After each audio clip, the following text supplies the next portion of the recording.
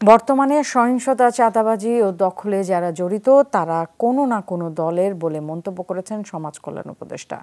এর থেকে বের না হলে ছাত্র সমাজ মেনে নেবে না বলে সতর্ক করেছেন তিনি। জানান, সরকার নির্ভুল নির্বাচন দিতে অঙ্গীকারবদ্ধ।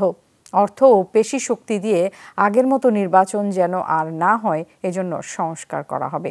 এ সময় তিনি জানান, আন্দোলনে ক্ষতিগ্রস্তদের সমাজ কল্যাণ মন্ত্রণালয়ের নানা প্রকল্পের মাধ্যমে পুনর্বাসন করা হবে। সর্বাধুনিক প্রযুক্তি ও সেরা মানের উপাদানে তৈরি আরএফএল চেয়ার, ক্ষমতার নয় সমতার চেয়ার। ক্ষমতাচ্যুত আওয়ামী লীগ সরকারের আমলে সবশেষ ৩ জাতীয় নির্বাচনে ছিল ভোটারবিহীন, বিতর্কিত। ভবিষ্যতে এমন পরিস্থিতি যেন আর না হয় এজন্য নির্বাচনী ব্যবস্থা সংস্কার করা হবে বলে জানিয়েছেন সমাজ কল্যাণ উপদেষ্টা। নির্ভুল একটি নির্বাচন উপহার দেয়া, এই কাজটিও তো আমাদের করে যেতে হবে। তার জন্য সংস্কার অবশ্যই দরকার। রাজনৈতিক দলগুলোকে শুধরতে হবে। শুধু যদি অর্থের শক্তি আর পেশি শক্তি দিয়ে নির্বাচন হতে হয় তাহলে তো আমরা ফিরে গেলাম তো সেই আগের জায়গায়। তো সেটার জন্য আমাদের অনেকগুলো সংস্কার হতে হবে। অন্তর্বর্তী সরকার গঠনের পরও নানা স্থানে সহিংসতা, চাঁদাবাজি ও দখলের অভিযোগ, এর সমালোচনা করেছেন উপদেষ্টা।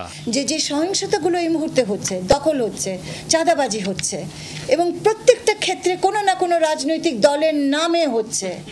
তো এই রাজনৈতিক দলগুলো আর কতকাল তাদের মাথার উপরে এই ধরনের নোংরা অপরাধ নিয়ে ঘুরে বেড়াবে? তাদের দায়িত্ব আছে নিজেদেরকে পরিষ্কার দেখানো সমাজের কাছে।